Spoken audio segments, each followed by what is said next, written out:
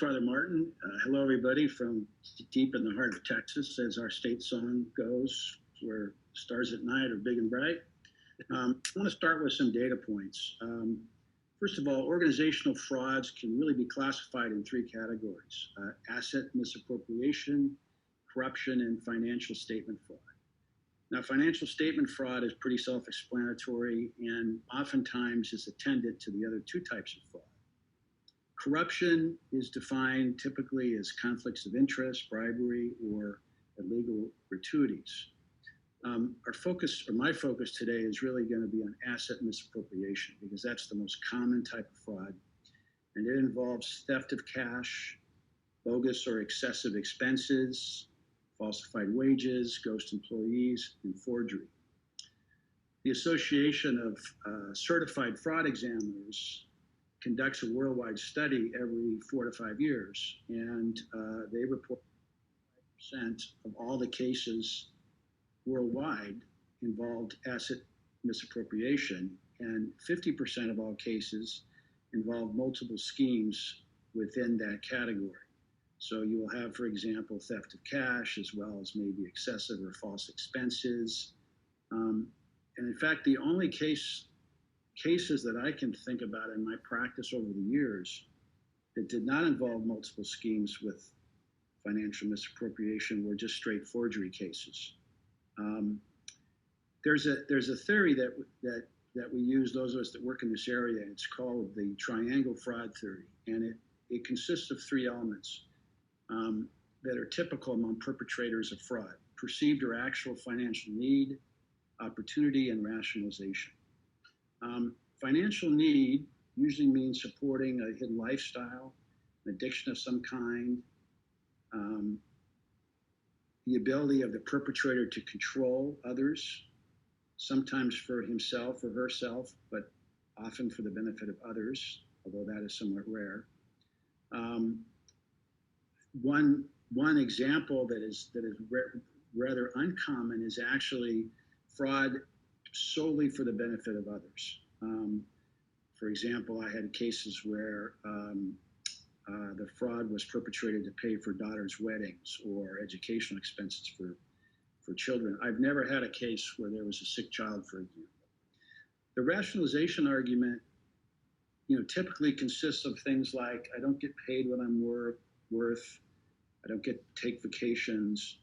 In the ecclesiastical context, I see it's usually derived from a sense of self-importance and usually to support one's control issues due to a lack of self-esteem.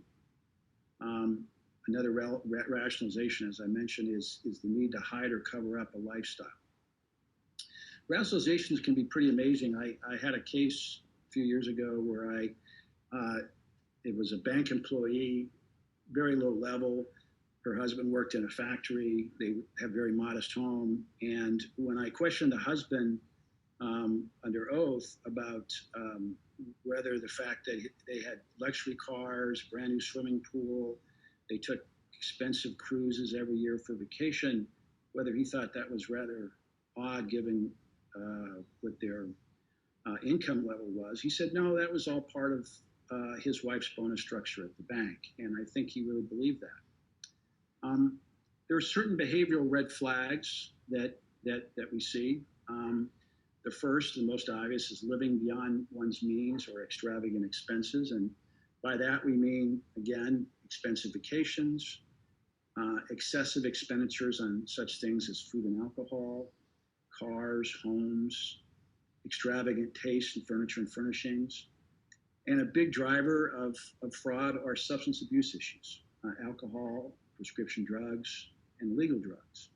In the case we had here in the United States of Bishop Bransfield, he had both an alcohol and a prescription drug problem. Other addictions we see are internet addictions, gambling addictions, sex addictions, and pornography. Other red flags are excessive absenteeism from duties, excessive tardiness from official events, obsessive internet browsing, and one that we're seeing more frequently is the perpetrator has what we call control issues. Now, the worldwide statistics based on the certified fraud examiner's reports, put this at about 20%. But I see it in the nonprofit and in the ecclesiastical space anecdotally as way, way higher than that. And what do we mean by someone who has control issues? That means someone who feels the need to maintain power over every aspect of their life, including personal relationships, romantic relationships, family dynamics, and events in the workplace. People with control issues require those around them to cater to their needs, typically at the expense of others. People with control issues typically target an individual or individuals and seek to dominate them in an unhealthy and self-serving manner.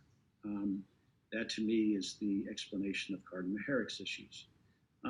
People with self-control issues, as I said, typically suffer from lower self-esteem.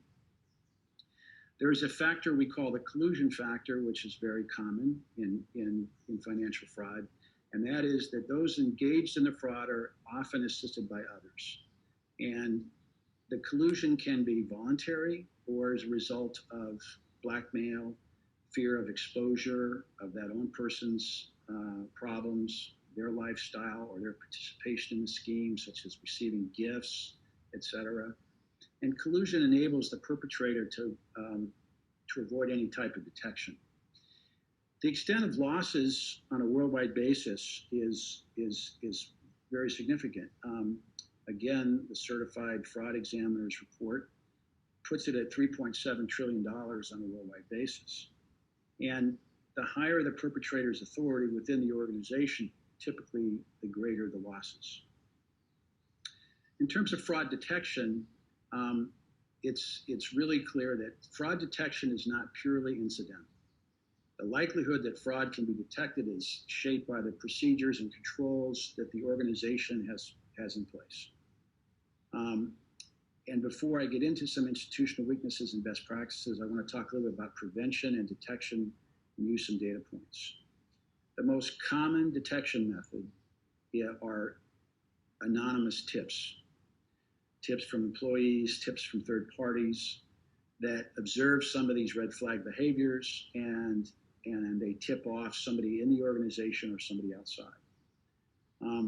Organizations that have implemented fraud prevention and detection strategies are the next most common source of fraud detection and prevention, followed by independent audits. Specific devices that are used to both detect and prevent fraud. I'll start again with the tip line. So organizations with a tip line experienced over 40% less costly frauds and resulted in detections 50% of this more quickly. The most recent device and the most successful is proactive data mining. Data mining has shown to reduce fraud by as much as 60%. And what I mean by data mining, that means mining the organization's data to spot red flags. So in other words, is there excessive expenditures on prescription drugs? Is travel excessive, et cetera? Our law firm, for example, does excessive data mining for our expenses.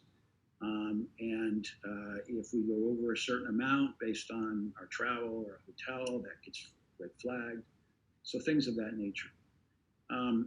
Fraud training itself within the organization has shown to reduce fraud by 40%, and financial transparency and independent audits a like amount.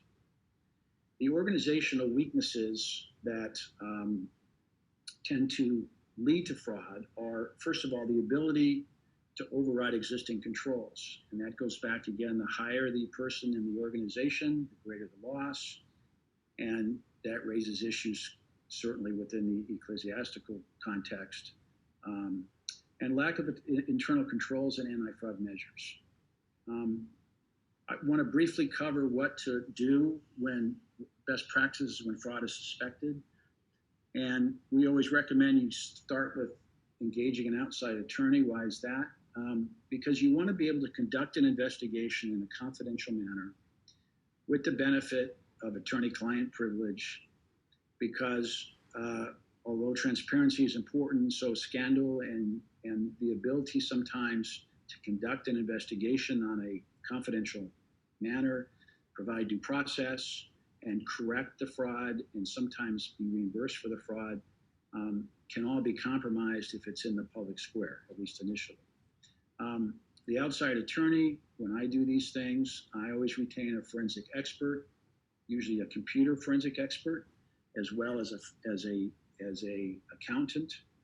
Um, I would prefer that if you have a fraud, that you have the ability to have some advice on insurance coverage matters, because there is insurance coverage for various types of crime.